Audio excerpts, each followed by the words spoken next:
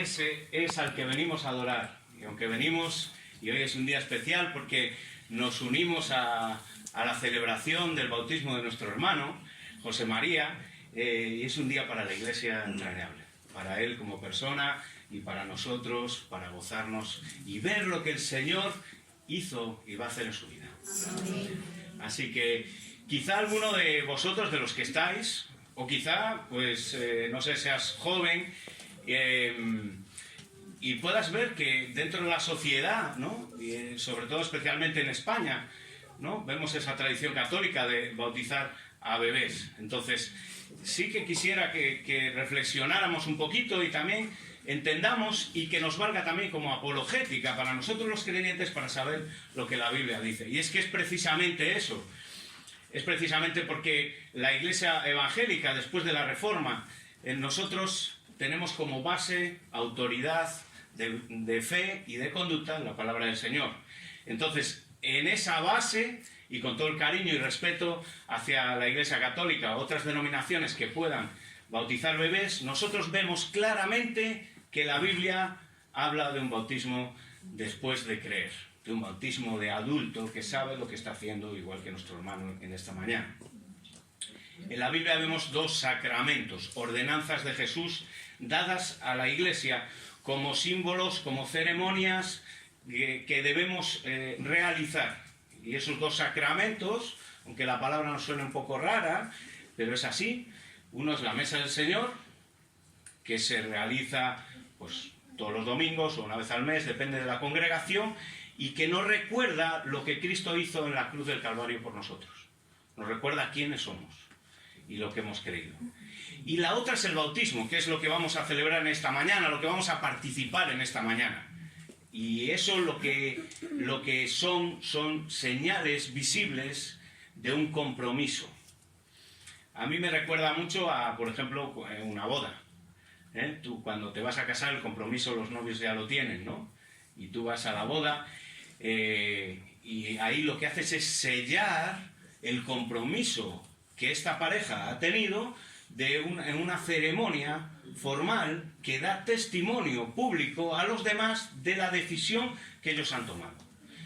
Con ese mismo paralelismo, el bautismo es exactamente lo mismo, es lo que vemos en la Biblia, que es lo mismo, que es ese símbolo del nuevo pacto, donde nuestro hermano está dando un testimonio exterior a los demás en obediencia de lo que ya ha sucedido en su corazón, en su vida. Y que nosotros participamos con él como testigos, amándole, ayudándole, orando por él y siendo su pequeña familia de la fe. Pequeña y gran familia de la fe que somos. Que es una obra de Cristo.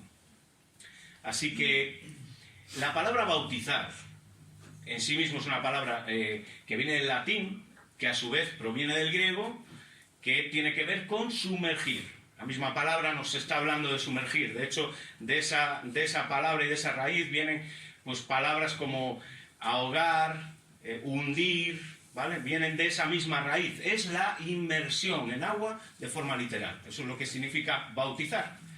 Significa eso, no significa otra cosa. Los judíos, entre el Antiguo Testamento y el Nuevo Testamento, hasta que vino el Señor Jesús, los judíos también a los prosélitos, los que se convertían al judaísmo, hacían un tipo de bautismo. El símbolo es bastante parecido, el símbolo externo, pero no tiene nada que ver. De hecho, luego Juan el Bautista, antes de que viniera Jesús y se bautizara dándonos ejemplo, Juan el Bautista tenía un bautismo que era en arrepentimiento, preparando el camino del Señor. Ese Cordero de Dios que quita el pecado del mundo.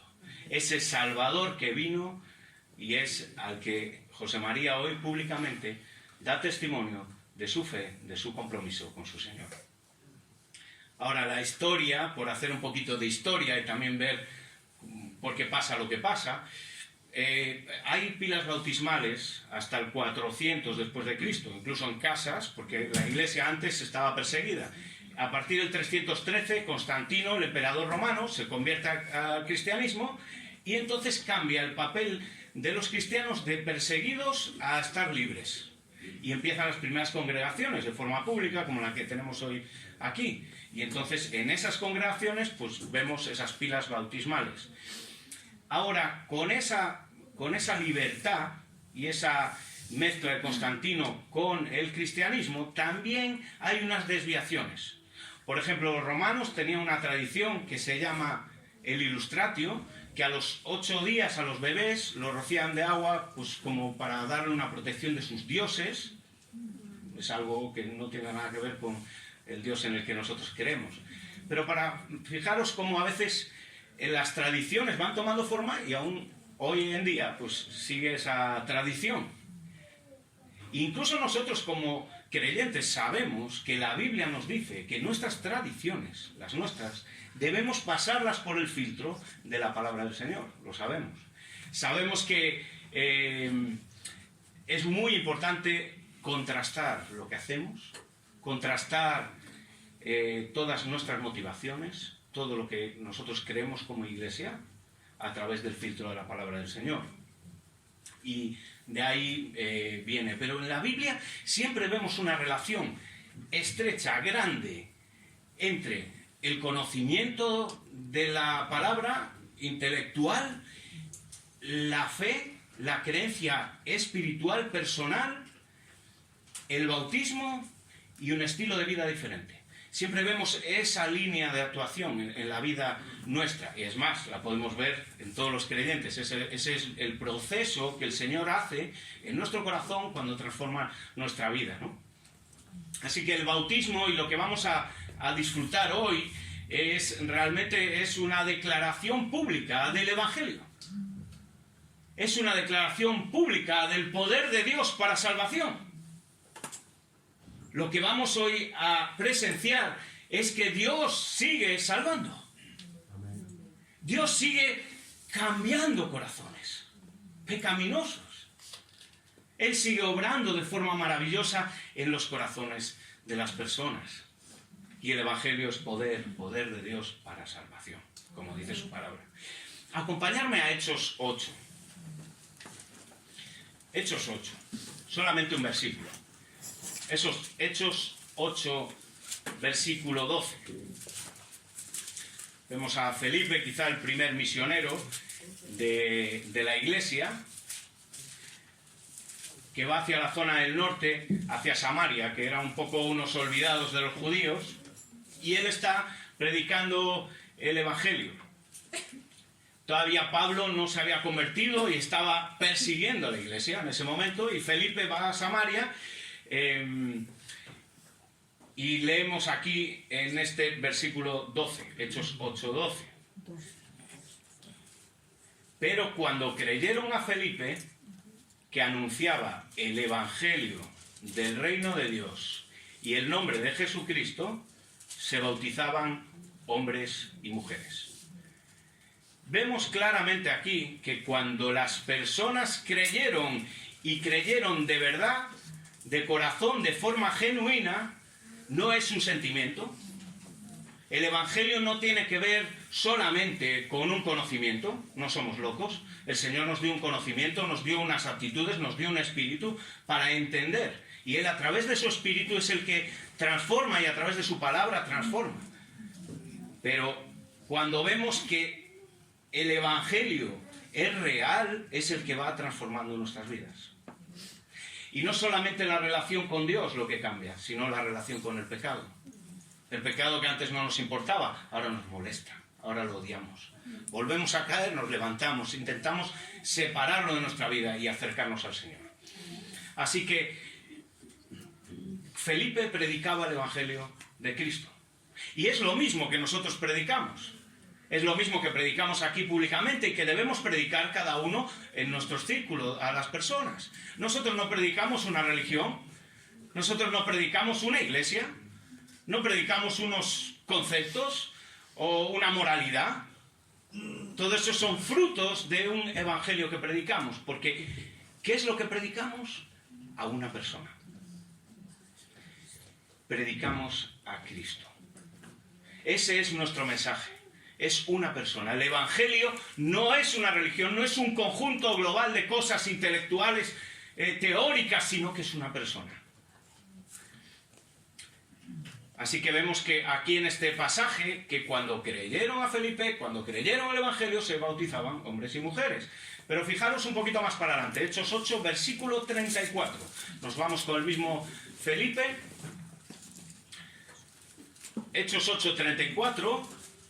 Y aquí vemos a Felipe que se encuentra con un alto funcionario de etíope, un hombre importante, poderoso en dinero y en situación. Y este hombre tenía una inquietud por leer la Biblia. Y él estaba leyendo la Biblia y llegamos a ese versículo 34 cuando él no entiende lo que estaba leyendo. Él estaba leyendo Isaías 53, uno de los capítulos más mesiánicos que hay en el Antiguo Testamento.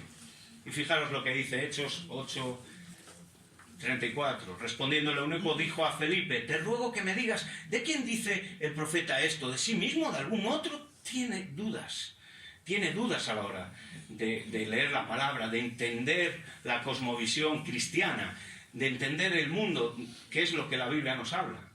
Así que Felipe, ¿qué es lo que hace? Versículo 35, abriendo su boca y comenzando desde esta escritura, le anunció que el Evangelio de Jesús. El Evangelio de Jesús. Eso es lo que predicamos. Nosotros predicamos la palabra del Señor, que es el Evangelio de Jesús. Y ahora os quiero enseñar una cosa.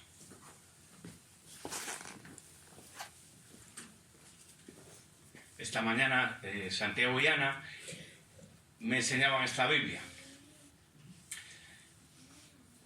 Esta Biblia, y leyéndola, esta Biblia se la regaló Félix Martínez en agosto del 66, tu padre. Y fijaros lo que dice.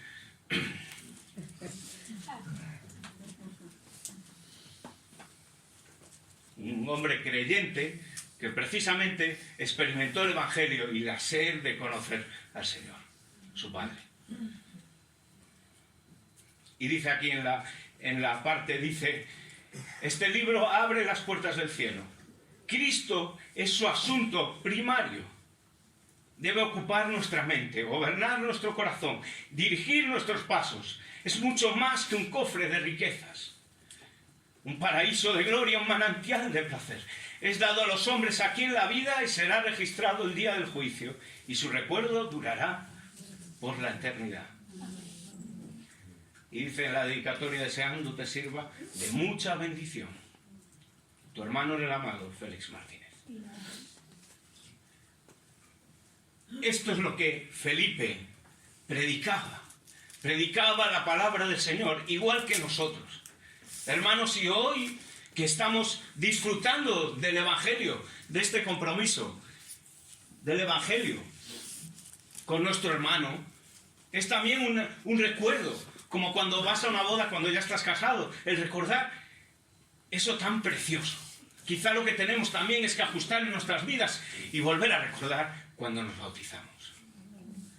Y entonces en ese recuerdo, con este simbolismo, acompañando a nuestro hermano, podemos ver que la Biblia es real, que la Biblia que su padre le enseñó desde pequeño, aunque él no vio los frutos, aquí están.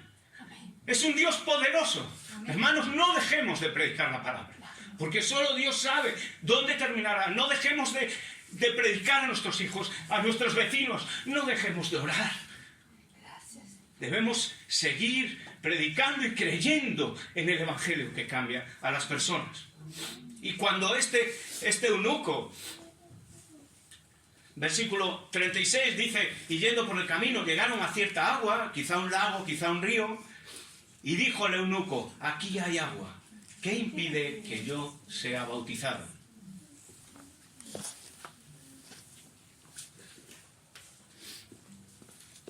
Y Felipe no le dice: nada impide que tú seas bautizado. Bautízate. ¿Alguien quiere bautizarse hoy? Hace un poco de calor. ¿Qué impide? Impide no creer. Fijaros lo que le responde. Si crees, 37, le dice Felipe: si crees de todo corazón, bien puedes. Si crees no de forma intelectual, si crees de todo corazón. Si Cristo ha entrado en tu corazón, ha cambiado tu vida, ya eres una persona nueva, que quieres vivir de una forma diferente. Ya no sigues ese antiguo yo, sino que ahora hay un nuevo José María, un nuevo nacimiento. Amén. Así que hace falta un arrepentimiento, no es solamente una fe racional. Y ahora, si vemos aquí y en muchísimos otros textos, y quiero ir rápido, ¿por qué algunos, aunque vemos que la tradición, la historia, por qué algunos pues creen que se deben bautizar niños? Y esto va un poco para los creyentes, para recordar, pero si nos visitas y no entiendes un poquito, porque a la Biblia no se puede ir con un concepto y buscar el pretexto en la palabra del Señor. Eso es muy grave. Ahí empiezan las falsas profecías, cuando uno va con una idea y dice, voy a buscar el versículo y a rebuscar a ver dónde dice lo que a mí me gusta. Eso es peligrosísimo. Y es blasfemia. O sea que esto es más serio. Y entonces, ¿cómo es que algunos lo hacen? Nosotros queremos ser fieles a la verdad bíblica. Queremos, como decía Félix en esta Biblia, queremos atesorar la palabra del Señor en nuestro corazón. Pero fijaros, por ejemplo, en Hechos solo os voy a dar dos ejemplos muy rápidos, porque esto es un tema muy grande, ¿vale? Y no es el tema que nos ocupa, pero sí es importante también, Iglesia, que tengamos claro que lo que creemos es lo que dice la palabra del Señor. Y hoy es un buen día para recordarlo.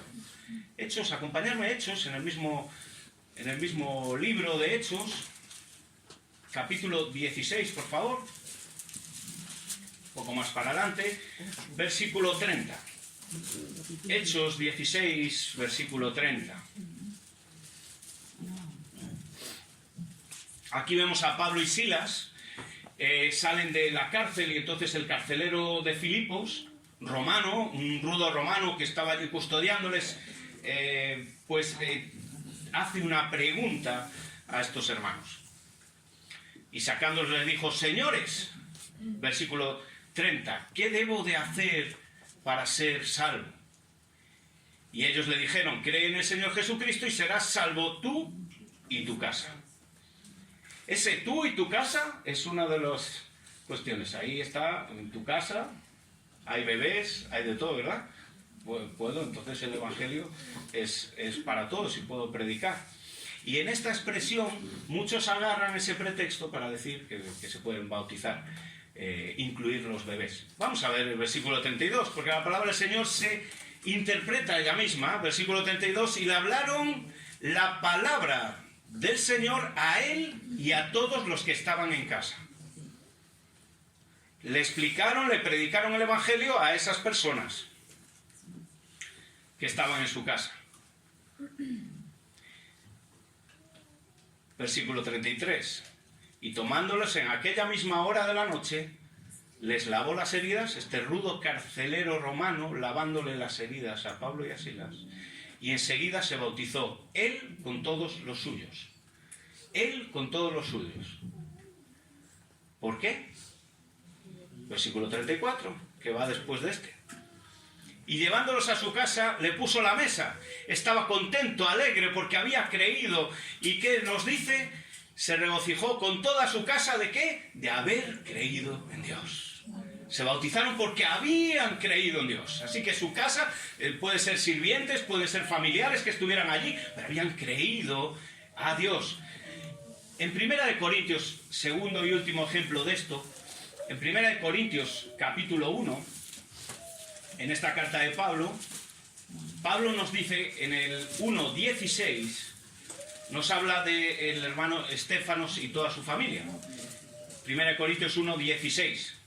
Dice, también bauticé a la familia de Estéfanas.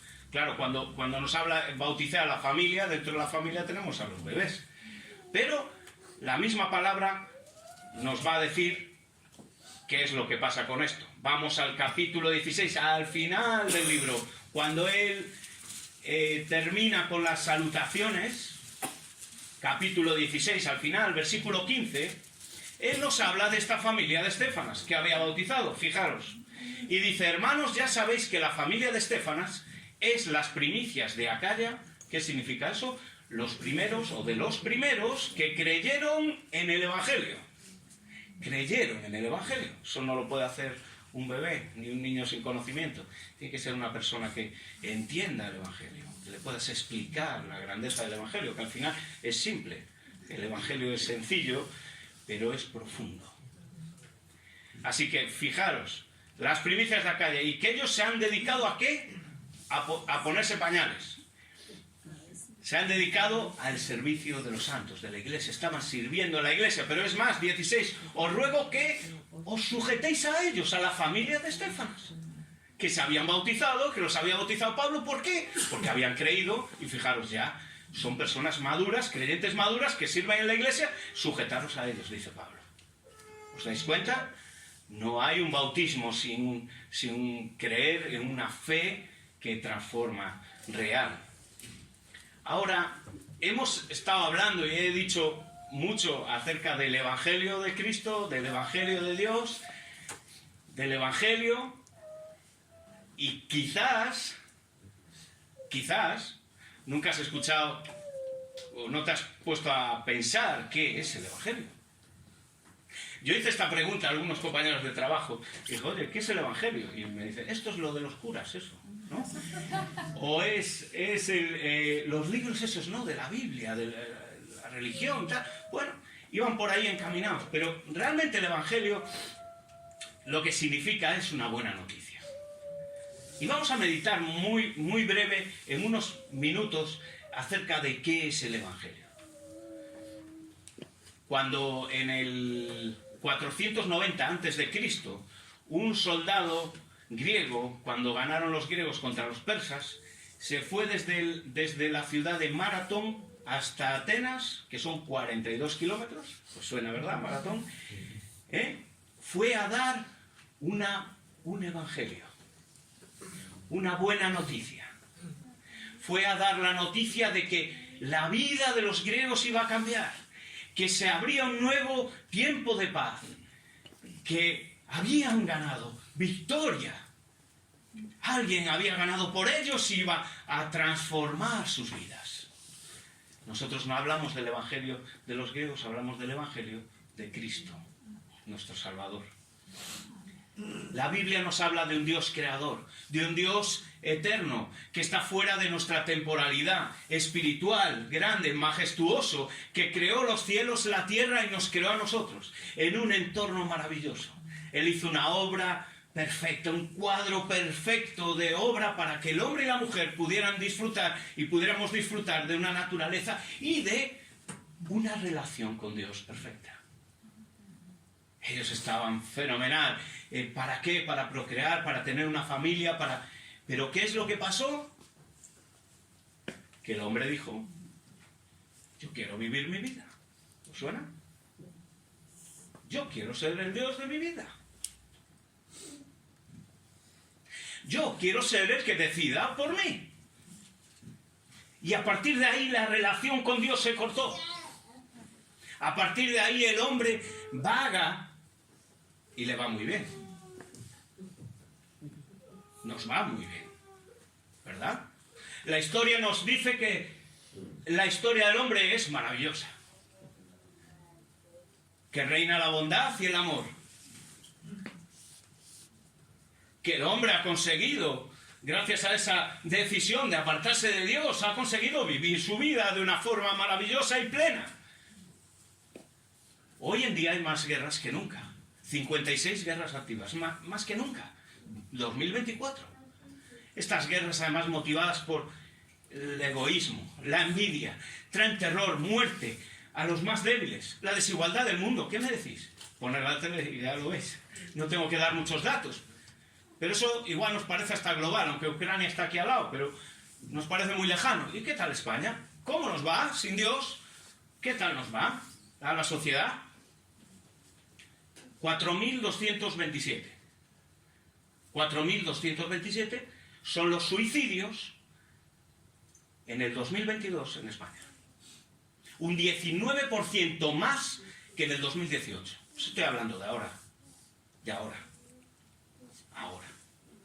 La gente se mata, se quita la vida. Y aumenta además el suicidio juvenil.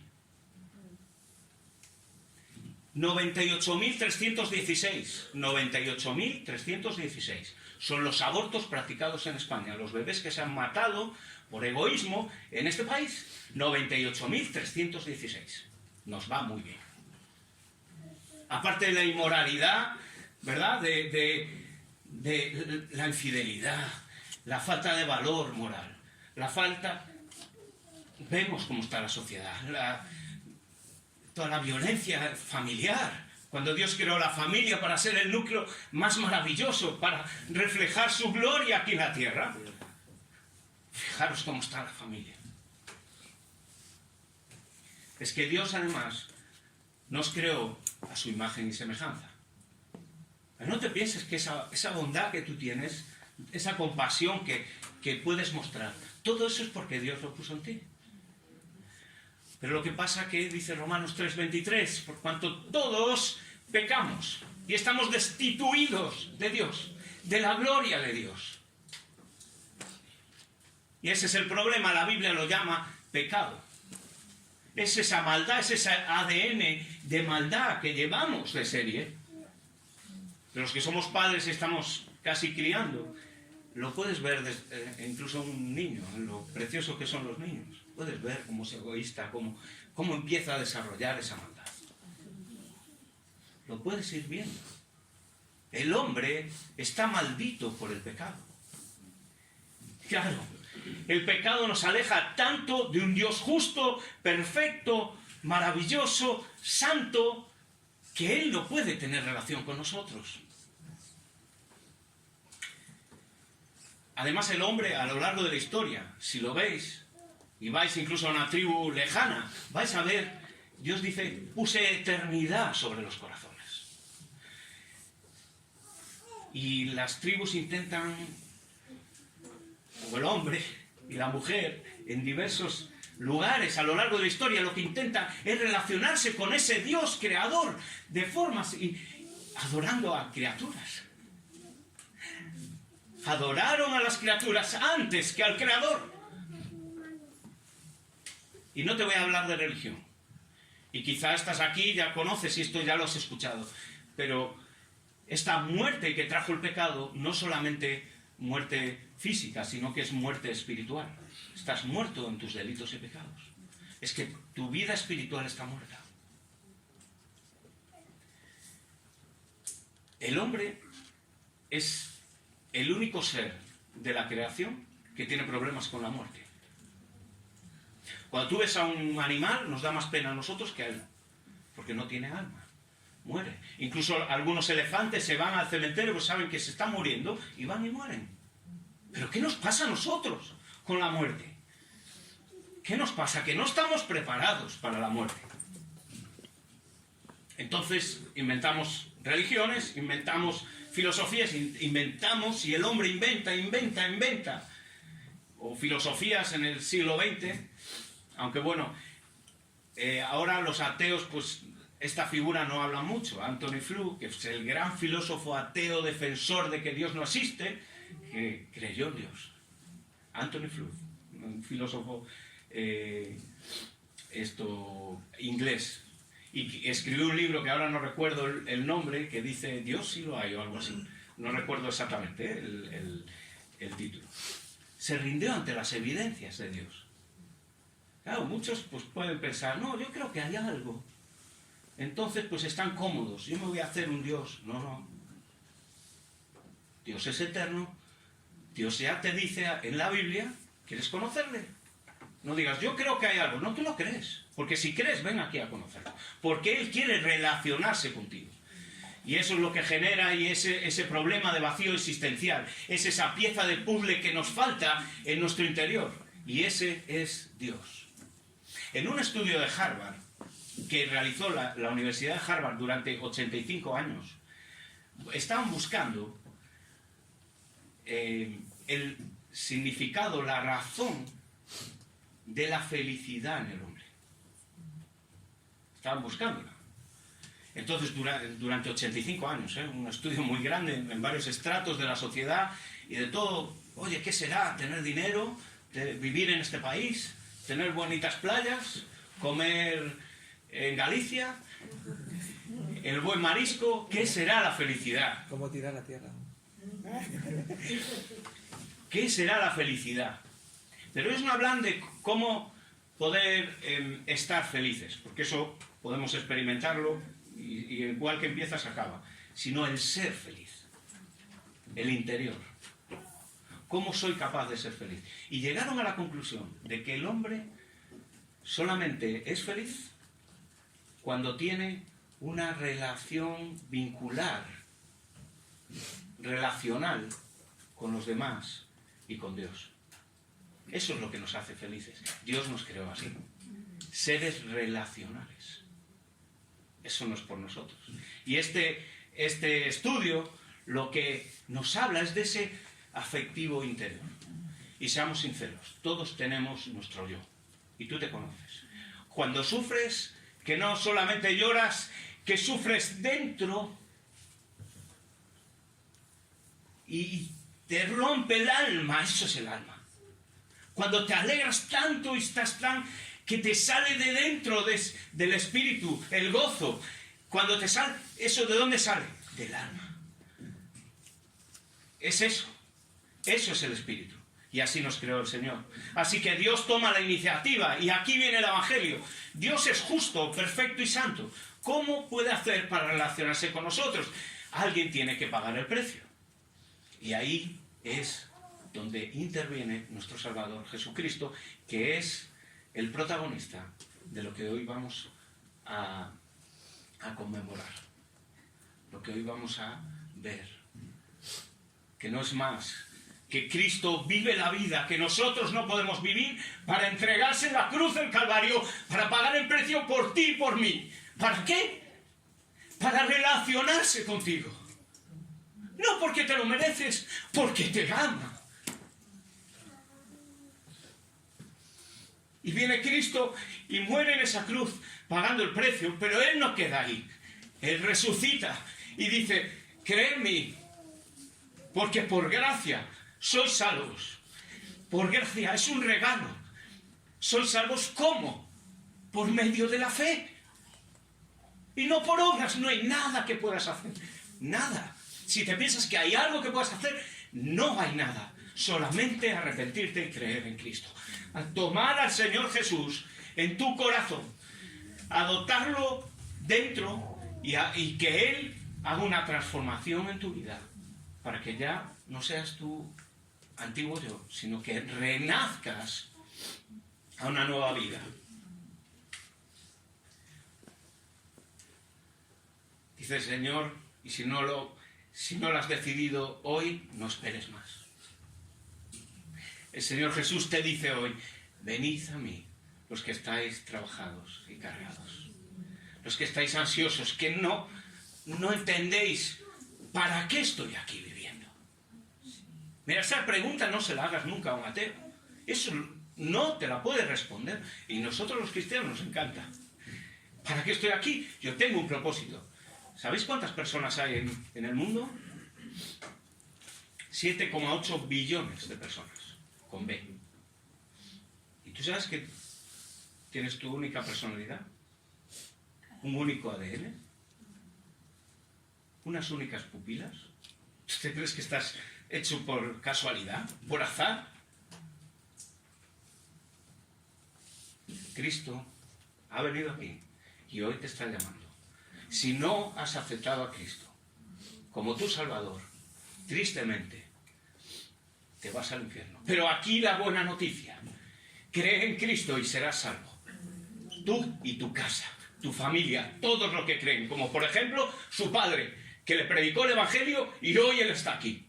Eso es lo que nos habla. Y ese es el Evangelio tan precioso. Y ahora, hermanos, cuando veamos a nuestro hermano José María descender a las aguas, él baja y se rinde en símbolo al Señor Jesucristo para renacer del agua a una nueva vida. Gloria a Dios.